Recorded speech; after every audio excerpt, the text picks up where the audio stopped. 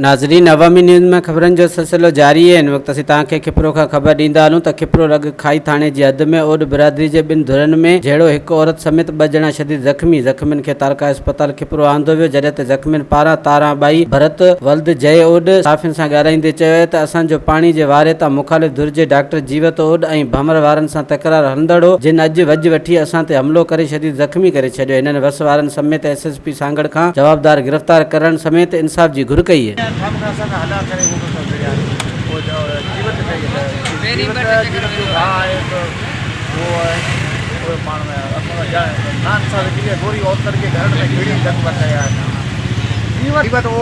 लोग जो पुट है खाई में रुतो दे जुमा ईअं खाम खा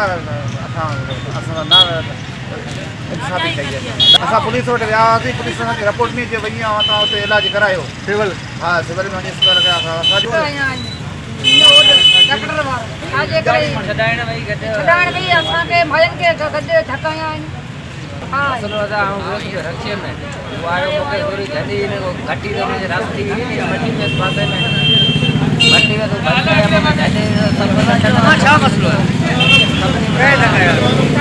वधीक खबरनि ऐं तफ़सील जे लाइ विज़िट कयो असांजी वेबसाइट awamiNewsHD.com ऐं ॾिसंदा रहो